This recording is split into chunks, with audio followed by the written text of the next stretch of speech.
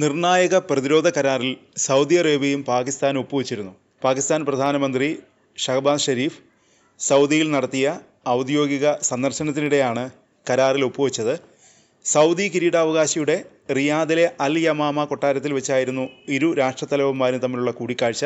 Saudi കിരീടാവകാശി Muhammad bin സൽമാന്റെ ക്ഷണപ്രകാരമാണ് പാക് പ്രധാനമന്ത്രി റിയാദ് സന്ദർശിച്ചത്. ഒരു രാജ്യത്തിനെതിരായ ആക്രമണം ഇരു രാജ്യങ്ങൾക്കുമെതിരായ ആക്രമണമായി കണക്കാക്കപ്പെടുമെന്നതാണ് ഈ ഉഭയകക്ഷി കരാറിലെ ഏറ്റവും പ്രധാന വ്യവസ്ഥ. സൗദി അറേബ്യയും പാകിസ്ഥാനും തമ്മിൽ 8 പതിറ്റാണ്ടായി നീണ്ടു നിൽക്കുന്ന ചരിത്രപരമായ പങ്കാളിത്തമുണ്ട്.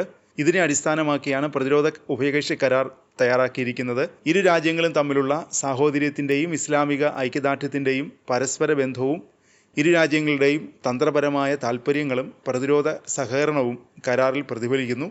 പ്രസ്താവനയിൽ ഇരു രാജ്യങ്ങളും പറഞ്ഞു. ഏത് ആക്രമണത്തിനുമെതിരെ സംയുക്ത പ്രതിരോധം ശക്തിപ്പെടുത്താനും കരാർ ലക്ഷ്യമിടുന്നു.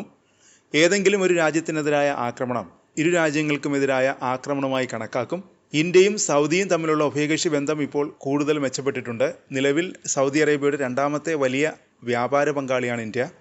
ഇന്ത്യയുടെ 4ാമത്തെ വലിയ വ്യാപാര പങ്കാളിയാണ് സൗദി അറേബ്യ. 2024-25 വർഷത്തിൽ 4188 കോടി ഡോളറിൻ്റെ ഉഭയകക്ഷി വ്യാപാരമാണ് ഇരു രാജ്യങ്ങൾക്കുമിടയിൽ നടന്നത്. ഈ വർഷം ഏപ്രിലിൽ പ്രധാനമന്ത്രി നരേന്ദ്രമോദി റിയാദ് സന്ദർശിച്ചിരുന്നു. മോദിയുടെ സന്ദർശന വേളയിൽ പഹൽഗാമിലെ ഭീകരാക്രമണത്തെ സൗദി അറേബ്യ ശക്തമായി അപലപിച്ചിരുന്നു. ഭീകരവാദത്തെ ന്യായീകരിക്കാനാവില്ലെന്നും സൗദിയും ഇന്ത്യയും സംയുക്ത പ്രസ്താവനയിൽ പറഞ്ഞിരുന്നു. അതിർത്തി കടന്നുള്ള ഭീകരവാദത്തെ അപലപിക്കുകയും മറ്റ് രാജ്യങ്ങൾക്കെതിരെ ഭീകരവാദം ഉപയോഗിക്കുന്നത് പ്രതിരോധിക്കാനും ഭീകരവാദ പ്രവർത്തനങ്ങളുടെ ആസ്ഥാനങ്ങൾ തകർക്കാനും ഭീകരരെ നിയമത്തിന് മുന്നിൽ കൊണ്ടുവരാനും എല്ലാ രാജ്യങ്ങളോടും ആഹ്വാനം ചെയ്യുന്നതായും പ്രസ്താവനയിൽ വ്യക്തമാക്കിയിരുന്നു. അതിനിടെ ഒരു സംശയം വ്യാപകമായി ഉയർന്നിരുന്നു. ഇന്ത്യ പാകിസ്ഥാനെ ആക്രമിച്ചാൽ സൗദി ഇന്ത്യക്കെതിരെ നിലപാട് സ്വീകരിക്കുമോ? പാകിസ്ഥാന്റെ പ്രതിരോധ മന്ത്രി ഇത് സംബന്ധിച്ച് ഒരു പ്രസ്താവന നടത്തിയിരിക്കുന്നു. ഇന്ത്യ പാകിസ്ഥാനെതിരെ യുദ്ധം പ്രഖ്യാപിച്ചാൽ സൗദി അറേബ്യ പാകിസ്ഥാന്റെ സഹായത്തിനെത്തുമെന്നാണ് പാക് പ്രതിരോധ മന്ത്രി ഖ്വാജ ആസിഫ് പറയുന്നത്.